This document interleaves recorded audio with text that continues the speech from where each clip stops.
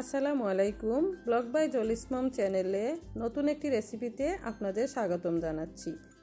আশা করছি আপনারা সবাই ভালো আছেন। আমিও আপনাদের দোয়া আল্লাহর রহমতে আলহামদুলিল্লাহ ভালো আছি। আজকে গরুর মাংসের খুব মজাদার একটি রেসিপি শেয়ার করব। বাসায় যদি গরুর মাংস থাকে তাহলে আপনারা এটা ইজিলি বানাতে পারবেন। তার জন্য চুলায় আমি প্যান বসিয়ে দিলাম।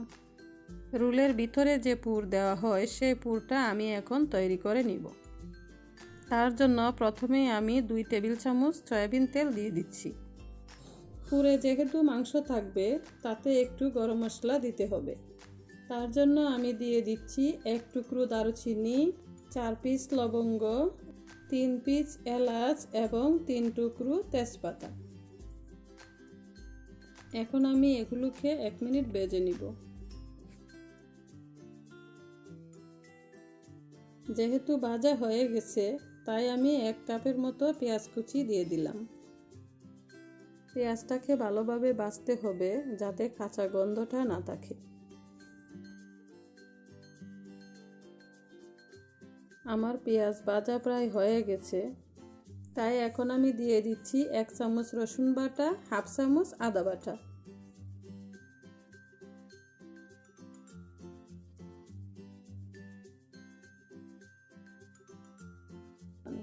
মশলাটা কষানোর জন্য এখানে আমি পরিমাণ মতো গরম পানি দিয়েছি যাতে পুড়ে না যায়।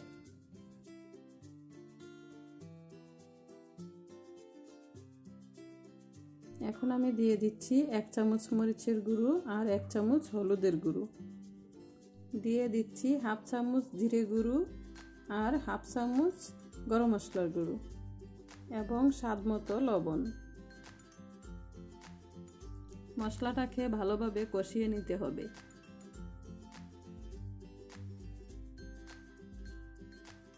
যেহেতু মশলা কষানো হয়ে গেছে তো তার মধ্যে আমি এখন দিয়ে দিচ্ছি 1 কাপ পরিমাণ গরুর মাংসের কিমা।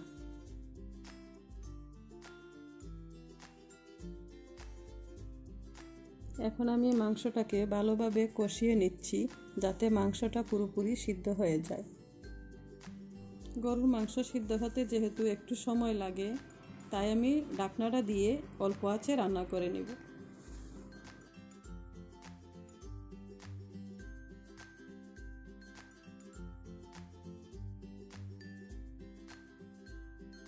আমার মাংস কষানো হয়ে গেছে, তাই এখন আমি 1 কাপ পরিমাণ গাজর কুচি দিয়ে দিচ্ছি।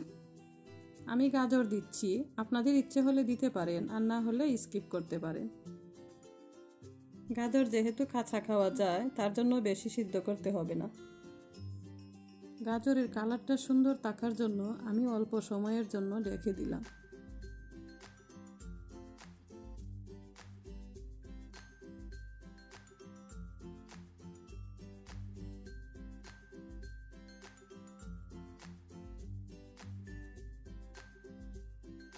আমার পুরটা প্রায় হয়ে গেছে, তো এখন আমি দিয়ে দিব কাঁচামরিচ কুচি।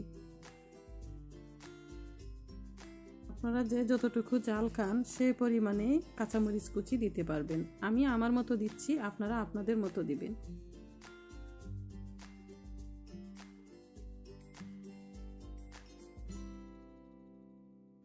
ফ্লেভারের জন্য আপনারা দিতে পারেন পুদিনা পাতা, কারি পাতা, ধনিয়া পাতা। তো আমার কাছে এসব ছিল না, ছিল ধনিয়া পাতা, তাই আমি ধনিয়া পাতা দিয়ে দিচ্ছি।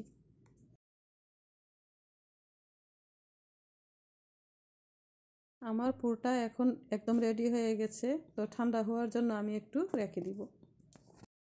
পুরটা ঠান্ডা হতে হতে এই ফাঁকে আমি ময়দার ডোটা তৈরি করে নিব। তার জন্য আমি নিয়ে নিচ্ছি 2 কাপ পরিমাণ ময়দা, কিন্তু আটা দিলে হবে না। আরও দিয়ে দিচ্ছি স্বাদ মতো লবণ। কালো জিরাটা যেহেতু স্বাস্থ্যের জন্য ভালো, তাই যে কোনো ভাজা পোড়াতে আমি কালো জিরাটা ব্যবহার করে থাকি। ময়দাটা মাখানোর জন্য আমি এখানে পরিমাণ মতো তেল দিয়ে দিচ্ছি, কারণ পরোটার খামিরটা যেভাবে আমরা তৈরি করে থাকি আর পুরের খামিরটা ঠিক একইভাবে তৈরি করতে হবে। তারপর আমি একটু একটু পানি দিয়ে ডোটা তৈরি করে নিব।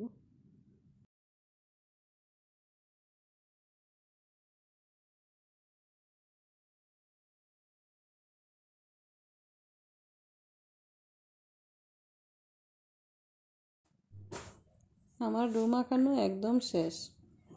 এখন আমি 10 মিনিটের জন্য রেস্টে রেখে দিব। হাতে একটু তেল নিয়ে ডোটাকে মাখিয়ে রাখতে হবে, না হলে উপরের প্রলেপটা শক্ত হয়ে যাবে।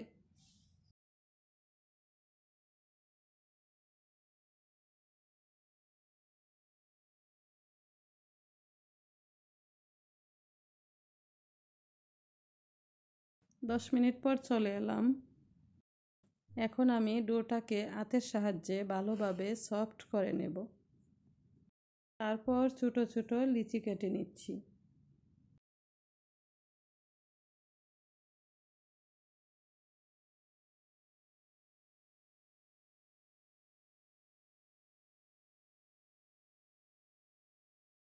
খেয়াল রাখতে হবে রুটিটা যেন লম্বা এবং চতুর্ভুজ আকারে হয়, তাহলে রোলটা তৈরি করতে সুবিধা হবে।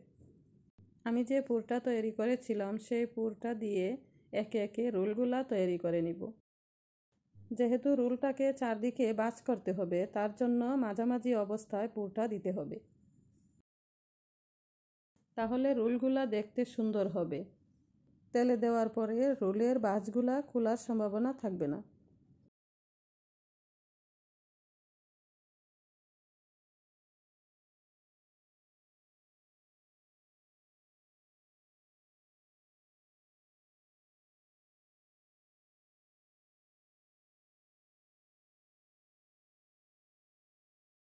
এভাবেই একে একে রোলগুলো বানিয়ে নিব।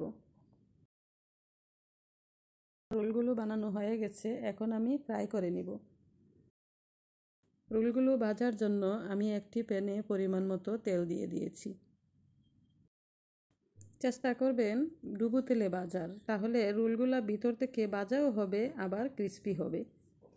আমি একে একে রোলগুলো দিয়ে দিচ্ছি। রোলগুলা বেশি গরম তেলে ভাজা যাবে না, অল্প আঁচে আস্তে আস্তে ভাজতে হবে।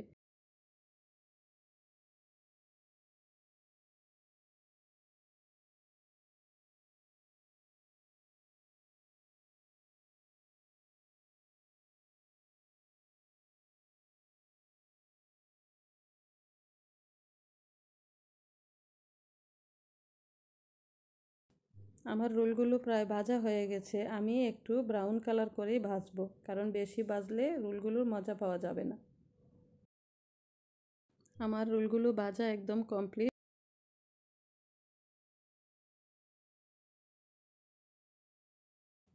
আমার রেসিপিটি যদি আপনাদের ভালো লাগে তাহলে প্লিজ সাবস্ক্রাইব করে আমার পাশে থাকুন। আজকে এ পর্যন্তই। আল্লাহ হাফেজ।